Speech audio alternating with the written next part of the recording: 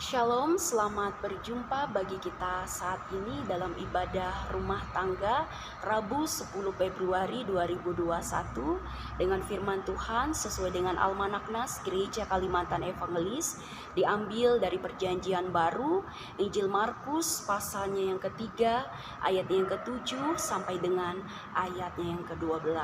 Sebelum kita bersama-sama membaca dan merenungkan firman Tuhan, mari kita bersama-sama bersatu di dalam doa. Kita berdoa. Terpujilah namamu ya Tuhan, karena Kau baik, bahkan teramat baik atas hidup kami. Terima kasih ya Tuhan, Engkau tetap memberikan kesehatan, kekuatan, semangat kepada kami untuk menjalani setiap hari-hari hidup kami. Terima kasih ya Tuhan, kami bersyukur juga boleh bersama-sama meluangkan waktu kami untuk mendengarkan akan kebenaran firman Tuhan. Bila hanya melalui kuat kuasa Roh Kudus-Mu ya Tuhan, dapat memampukan kami untuk mengerti dan memahami apa yang Tuhan kehendaki dalam setiap kehidupan kami. Berfirmanlah ya Tuhan, karena kami siap untuk mendengarkannya.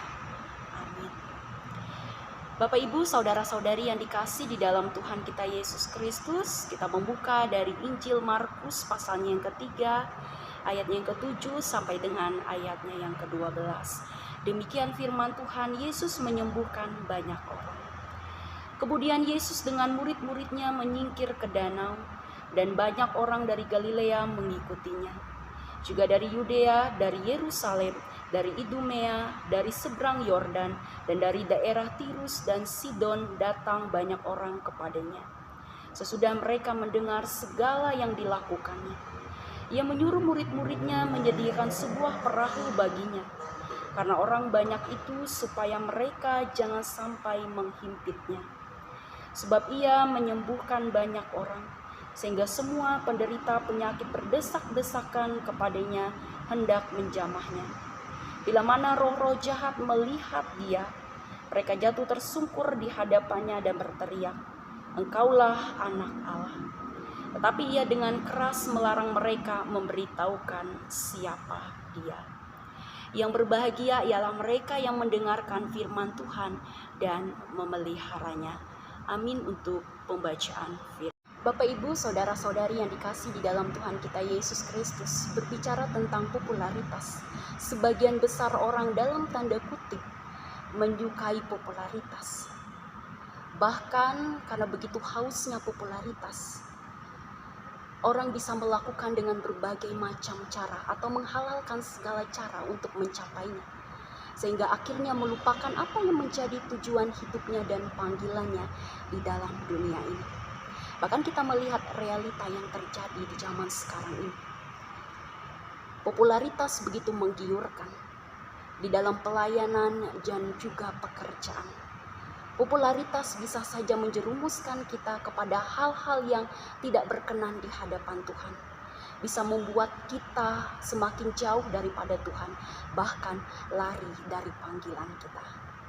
Berbeda halnya apa yang dilakukan oleh Yesus Kristus.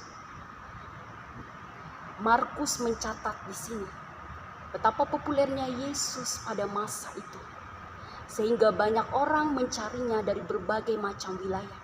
Bisa kita melihat pada ayat yang ke-7 sampai ayat yang ke-8. Orang datang bukan tanpa alasan, tetapi karena mereka mendengar dan melihat Yesus datang bersama para muridnya, memberitakan Injil keselamatan, melakukan dengan berbagai mujizat dan penyembuhan orang-orang pada waktu itu. Akan tetapi segala popularitas itu tidak membuat Yesus melupakan apa yang menjadi tanggung jawab dan panggilannya di dalam dunia ini. Ia tetap setia melakukan kehendak Bapa yang telah mengutus ia ke dalam dunia ini. Bahkan ia rela mati di kayu salib hanya untuk menebus dosa-dosa kita manusia, supaya setiap orang yang percaya kepadanya tidak binasa, melainkan beroleh kehidupan yang kekal. Dan satu hal yang menjadi pertanyaan penting bagi kita, khususnya ketika kita berada pada puncak popularitas, apakah kita akan sama seperti dunia ini, atau kita akan menjadi teladan seperti apa yang Yesus lakukan bagi kehidupan kita. Pertanyaan ini boleh kita renungkan dalam setiap pribadi, lepas pribadinya. Melalui firman Tuhan ini, kita bisa belajar bersama dan mengingatkan kita.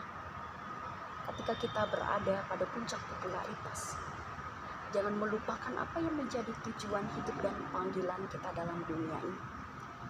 Apapun latar belakang kita, apapun profesi kita tetap sebagai seorang pelayan Tuhan yang Tuhan pakai dalam memberitakan Injil keselamatan, melakukan apa yang Tuhan kehendaki dalam dunia ini.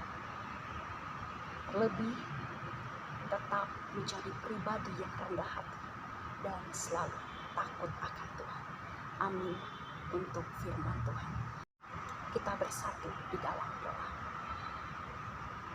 Bapa, kami mengucap syukur dan terima kasih untuk kebenaran firman Tuhan yang boleh kami dengar bersama saat ini.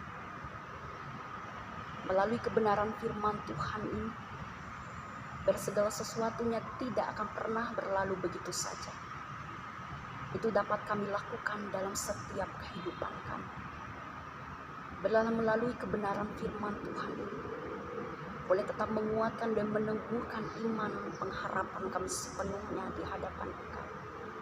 Apapun permasalahan dan pergumulan kami tetap kuat dan tetap teguh di dalam Engkau.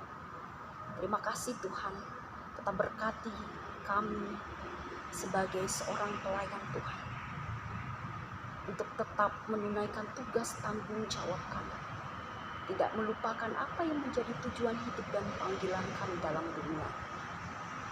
Belahnya melalui kuat kuasa Roh Kudus ya Tuhan, boleh memampukan kami untuk melakukan kehendak Bapa di dalam dunia. Terima kasih Tuhan, doa ini kami serahkan hanya ke dalam tangan Tuhan yang sudah mengajarkan kami doa Bapa kami. Bapa kami yang ada di surga, dikuduskanlah namamu. Datanglah kerajaan-Mu, jadilah kehendak-Mu di bumi seperti di surga. Berikanlah kami pada hari ini makanan kami yang secukupnya, dan ampunilah kami akan kesalahan kami, seperti kami juga mengampuni orang yang bersalah kepada kami. Dan jangan bawa kami ke dalam pencobaan, tapi lepaskanlah kami daripada yang jahat. Karena Kau yang punya kerajaan dan kuasa dan kemuliaan sampai selama-lamanya.